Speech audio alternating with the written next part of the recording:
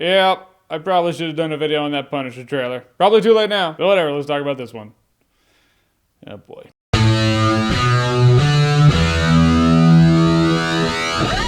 Friend Request. Not Unfriended, that's another movie. So ultimately the premise in Friend Request is there's this weird girl in this college. She's kind of awkward, she wears the hood, she sits in the corner, she just stares at her computer. She's socially a little strange, starts talking to the main girl in the movie, and then the main girl gets a friend request on Facebook from her. So she accepts it, and this girl, we're talking all the alarms are going off. Girl's blowing up her feed, blowing up her messages, trying to FaceTime her all the time. Red flag, I would do exactly what this girl does, but she's just like, delete, out. Then the girl kills herself, and then this evil, malevolent force is picking off all the girl's friends one by one. Which is funny, the more I talk about it, the more absurd that premise sounds. A girl gets deleted off of another girl's Facebook friend list and kills herself, and now this spirit is killing that girl's friends. So what we have ultimately is a big jump scare fest. This is what the movie is. However, touching on the jump scares in this movie were remarkably more effective than a lot of other movies that use jump scares. Then again, someone could come up behind me in the movie theater and just be like, and I'd jump at that too. It's just startling. This horror movie is still built on the brick and mortar of jump scares, not characters. No one in this movie stands out to me. There's a relationship that builds, I didn't feel it. Just everybody who died, I was like, who's that person again? Oh yeah, they were in that one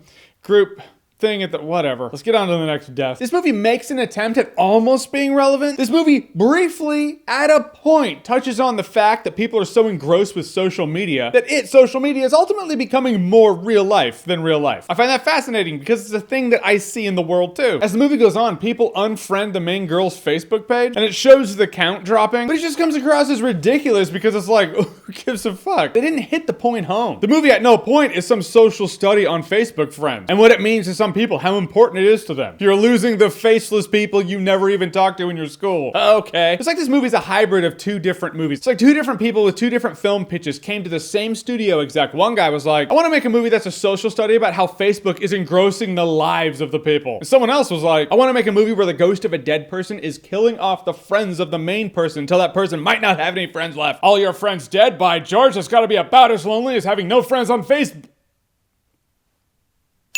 And then he merged them together, and now we have this movie. There's even the cops in this movie. Yes, there are dead people, so there are going to be cops. They're going after the main girl. And her Facebook's ultimately possessed, so it's posting the videos of the people getting killed. And the cops are like, so let me get this straight. This video just magically appeared on your timeline? Yeah, it's called a hack. It's kind of what happens, right? You've never heard of that? No one just hacks a Facebook page like that is. Impossible. It's weird. It's like they're coming after this girl when she clearly has alibis. She's not involved with the murders. She's not responsible for the deaths. It's like when the dean's like, well, we're getting a lot of pressure. We might have to expel you. And she's trying to explain to them that she can't delete her Facebook page. I want her to just bust out a laptop, be like, look, it's not letting me delete it. Do you believe me now? Great. I'm gonna go back and study or watch my friends die. Whatever. Because the cops are fucking morons. Guys, in the end, Friend Request, it has a couple of moments. There's one dude near the end who actually does a logical thing.